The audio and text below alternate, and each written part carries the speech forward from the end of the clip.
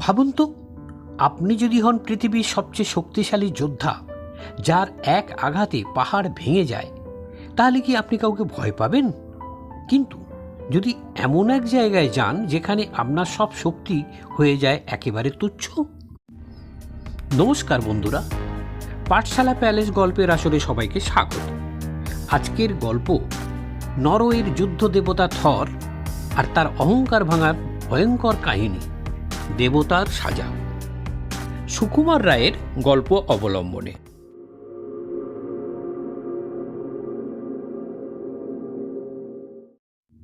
থর Norway দেশের যুদ্ধ দেবতা।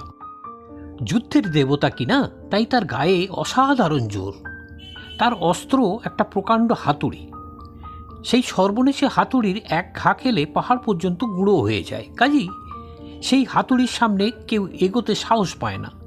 তার উপর থরের একটা কোমর বন্ধ ছিল, সেটাকে কোমরে বেঁধে নিলে তার গায়ের জোর দ্বিগুণ বেড়ে যেত। থরের মনে ভারী অহংকার।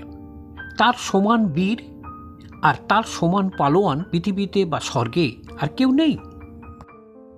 একদিন থর দেখলেন একটা পাহাড়ের পাশে একটা প্রকাণ্ড দৈত্য ঘুমিয়ে আছে, আর এমন নাক ডাকছে যে গাছপালা পর্যন্ত ঠক ঠক করে কাঁপছে। থর বললেন, এই বেয়াদব, নাক ডাকছিস যে? বলেই হাতুড়ি দিয়ে ধাই ধাই করে তার মাথায় 3 ঘা লাগিয়ে দিলেন। কিন্তু কি আশ্চর্য, ওই হাতুড়ির অমন ঘা খেয়েও দৈত্যের কিছু হলো না। সে খালি মাথা চুলকিয়ে বলল, পাখিতে কি ফেলল? থর আশ্চর্য হয়ে বললেন, তুমি তো খুব বাহাদুর। আমার এই হাতুড়ির ঘা সহ্য করতে পারে এমন লোক যে কেউ আছে তা আমি জানতাম না। দৈত্য বলল, তা জানবেন কোত্থেকে? আমাদের দেশে তো যাননি কখনো। সেখানে আমার চেয়েও বড়, আমার চেয়েও সন্ডা ঢের ঢের দৈত্য আছে। থর বললেন, বটে, তবে তো আমার একবার সেখানে যেতে হচ্ছে।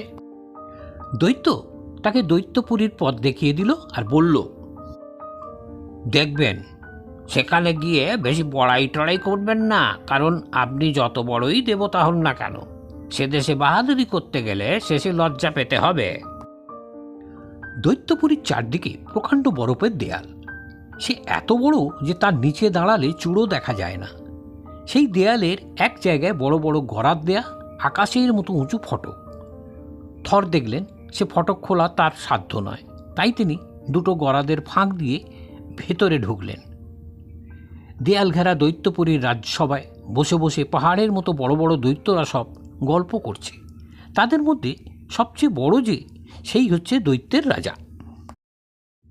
দৈত্যরা থরকে দেখেও যেন দেখেননি, এমনি ভাবে গল্প করতে লাগলো। খানিক পরে দৈত্যরাজ থরের দিকে তাকিয়ে বড় বড় চোখ করে যেন কতই আশ্চর্য হয়ে বললেন, কে ও? আরে আরে, থর নাকি? আপনি কি সেই দেবতা যার গায়ে ভয়ানক জোর? তা হবেও বা, শুধু শরীর বড় হলেই তো আর গায়ে জোর হয় না। আচ্ছা, আপনার সম্বন্ধে যে সকল ভয়ানক গল্প শুনি সেসব কি সত্যি? থর বললেন, সত্যি কিনা এক্ষুনি বুঝবে। ওরে, কে আছিস? আমায় একটুখানি জল দে তো।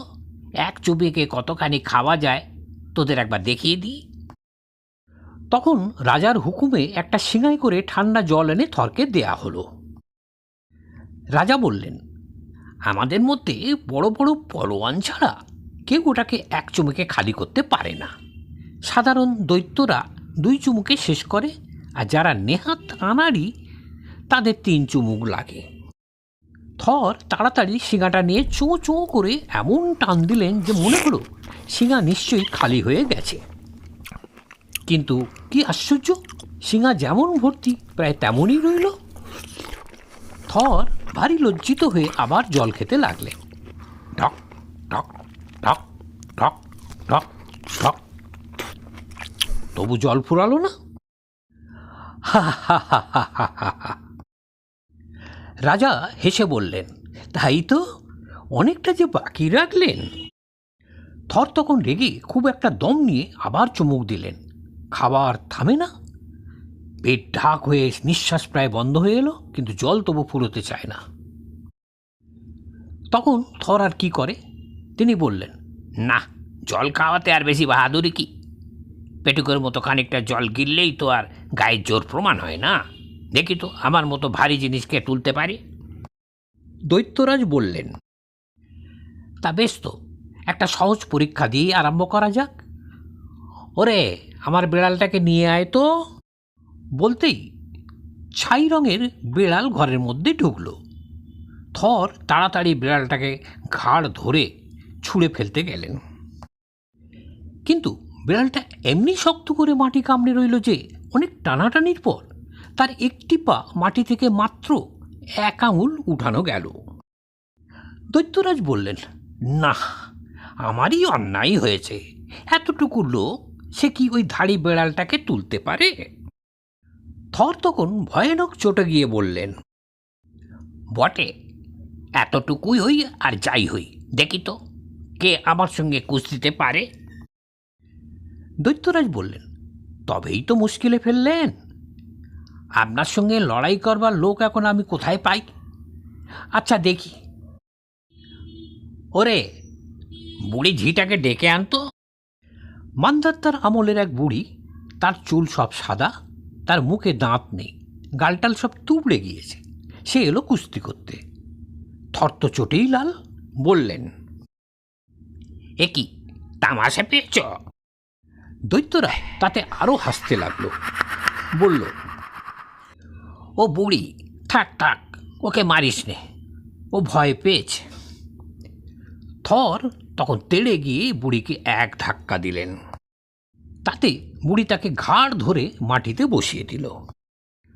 থর তখন আর কি করেন, লজ্জায় তার মাথা হেঁট হয়ে গেল।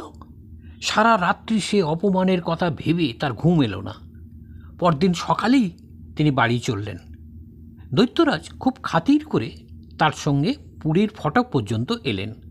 ফটকের কাছে এসে দৈত্যরাজ হেসে বললেন, আপনাকে একটা কথা বলছি, কারণ সেটা না বললে অন্যায় হয়। কাল কিন্তু সত্যি আপনার হার হয়নি।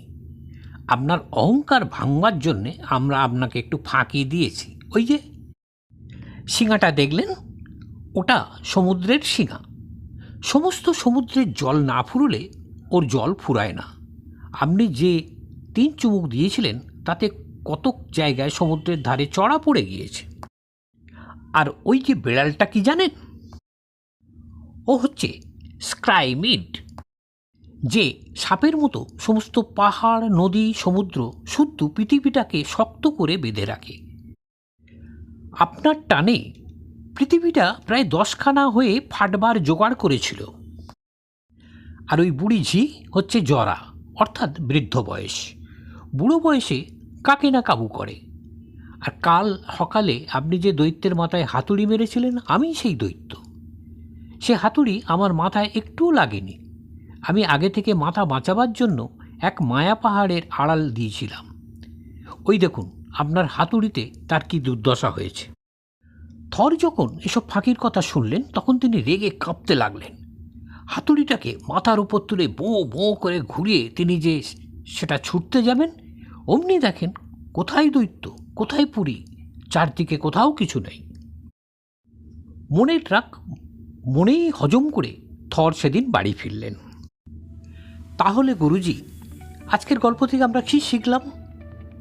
শক্তি যত বড়ই হোক, অহংকার যদি তাকে ঢেকে দেয় তাহলে একদিন না একদিন সেই শক্তিকে হার মানতেই হয়। থরের মতো শক্তিশালী দেবতাও নিজের অহংকারের কাছে হেরে গেল। আপনি কি মনে করেন অহংকার মানুষকে কোথায় নিয়ে যায়? কমেন্টে জানাতে ভুলবেন না। আর এমন গল্প শুনতে পাঠশালা প্যালেস চ্যানেলটা সাবস্ক্রাইব করে রাখুন। আবার দেখা হবে একটা নতুন রহস্যময় গল্প নিয়ে।